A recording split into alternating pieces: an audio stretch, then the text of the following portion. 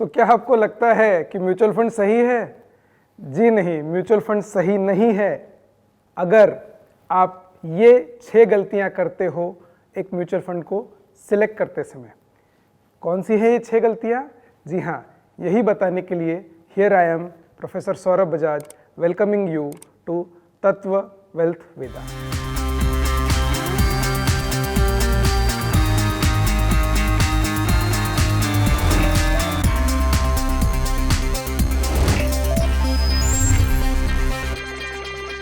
तो mutual fund को जब आप दूसरे प्रोडक्ट से कंपेयर करते हो, डेफिनेटली आपको लगता है कि जी हाँ, म्यूचुअल फंड एक अच्छा प्रोडक्ट है आपके गोल्स को अचीव करने के लिए।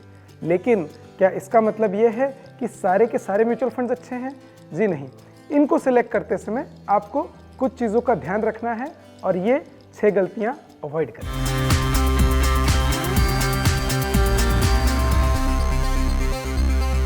Mistake number 1, looking at the past performance as the only parameter for selection of mutual funds।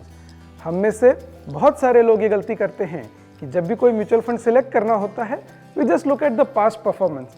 भाई अगर पास्ट परफॉर्मेंस को देख के म्यूचुअल फंड सिलेक्ट करना हो तो ये तो एक 5th ग्रेड का बच्चा भी कर सकता है, but that is not the only parameter. In fact mutual funds खुद ही कहते हैं past performance is no guarantee for future performance.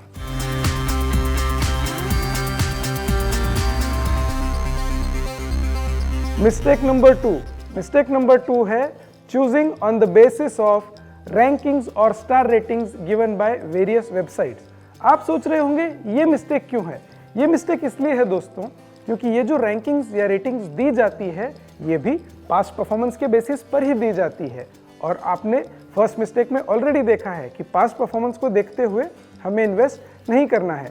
अगर आप पास्ट परफॉर्मेंस को नहीं देखते हैं लेकिन रैंकिंग और रेटिंग्स को देखते हैं तो ये तो वही बात हुई कि डॉक्टर ने मुझे वाटरमेलन खाने से तो मना किया है, इसलिए मैं वाटरमेलन नहीं खाऊंगा लेकिन वाटरमेलन का जूस जरूर पीऊंगा।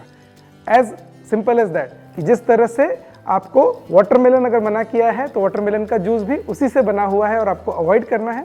उसी तरह अगर आपको पास्ट परफॉर्मेंस को देखते हुए अपना इन्वेस्टमेंट डिसीजन नहीं लेना है तो उसी तरह रैंकिंग्स और रेटिंग्स को देखते हुए भी अपना इन्वेस्टमेंट डिसीजन नहीं लेना है।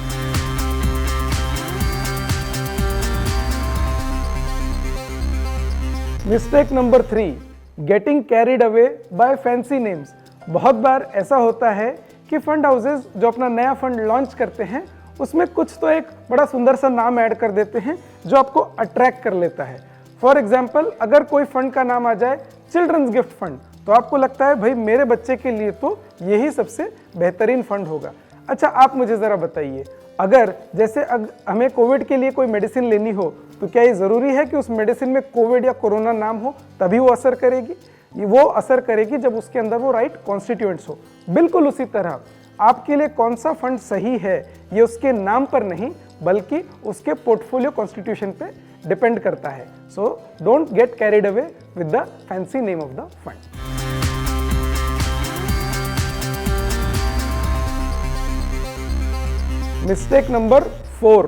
मिस्टेक नंबर 4 है getting trapped in the ₹10 NAV।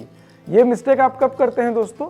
जब एक बुल मार्केट होता है और बहुत सारे फंड हाउसेज नए नए NFOs के साथ आते हैं और NFO में आपको उसके यूनिट जो हैं वो 10 रुपये के NAV पर मिल जाते हैं। बहुत सारे लोगों को हमें ये लगता है कि अगर मैं 100 रुपये NAV वाला फंड लूँगा तो उसके 200 होने के चांसेस तो कम हैं, लेकिन अगर मैं 10 रुपये NAV वाला फंड लूँगा तो उसके 20 रुपये होने के चांसेस ज़्यादा है। Let me tell you friends, ऐसा बिल्कुल भी नहीं है। इसका एक छोटा सा एग्जाम्पल मैं आपको देता हूँ। It is just like saying, आप बैंक जाते हैं कुछ पैसा विड्रॉ करने के लिए और कैशियर आपसे पूछता है कि क्या मैं आपको 100 के नोट्स दूं या 10 के नोट्स दूं, और क्या आपको उसको कहेंगे एक काम करो आप मुझे 10 के नोट्स दे दो क्योंकि उस तरह से मुझे ज़्यादा नोट्स मिलेंगे या ज़्यादा पैसे मिलेंगे? ऐसा तो नहीं होगा ना, क्योंकि आप भले ही 10 के नोट्स ले या 100 के नोट्स ले, अमाउंट आपको अल्टीमेटली उतना ही मिलने वाला है। बिल्कुल उसी तरह अगर आप 10 रुपये के NAV वाला फंड ले या 100 रुपये के NAV वाला फंड ले, आपका ग्रोथ इस बात पे डिपेंड करेगा कि अंडरलाइंग पोर्टफोलियो कैसा है और फंड को किस तरह से मैनेज किया जा रहा है। इसलिए do not fall in the trap of ₹10 वाला NAV।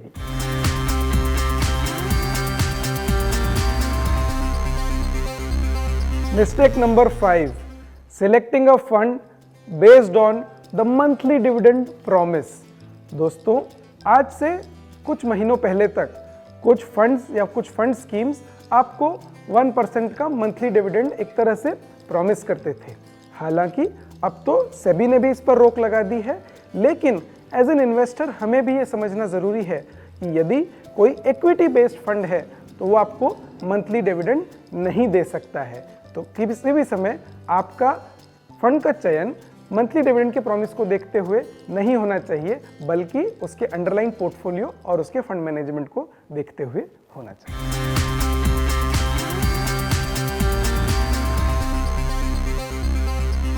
मिस्टेक नंबर 6, दोस्तों मैं आपको बता सकता हूं कि ये मिस्टेक बहुत ही कॉमन और बहुत इंपॉर्टेंट हो सकती है। एक एग्जांपल मैं आपको देता हूं। आज से कुछ महीनों पहले जब गोल्ड 55,000 चला गया था, तब सभी को लगता था कि सारा चीज़ बेच दो और सारा पैसा गोल्ड में इन्वेस्ट कर दो। अभी जब कुछ महीनों से इक्विटी मार्केट्स में अच्छा रिटर्न आ रहा है तो सबको लगता है कि सारा कुछ बेच दो और सारा पैसा इक्विटी में इन्वेस्ट कर दो।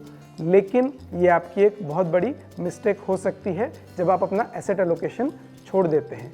We always need to follow our asset allocation, और आपका एसेट एलोकेशन इस बात पे निर्भर करेगा कि आपके गोल प्लानिंग क्या है, आपका रिस्क प्रोफाइलिंग क्या है।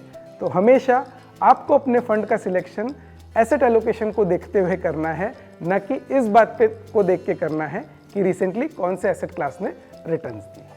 तो दोस्तों, ये थी वो 6 गलतियां जिन्हें अगर आप अवॉइड कर पाए तो आप बिल्कुल कह पाएंगे कि म्यूचुअल फंड आपके लिए बिल्कुल सही है। अगले एपिसोड में हम बात करेंगे रीस्टार्ट लिविंग के लिए। और आज के वीडियो से रिलेटेड अगर आपके पास कोई क्वेश्चंस है तो आप नीचे कमेंट सेक्शन में लिख सकते हैं, या फिर आप हमें ईमेल कर सकते हैं team@tattvaworld.com पर। Thank you for watching wealth Veda. This is professor Saurabh Bajaj signing off, and always remember, तत्वमसि।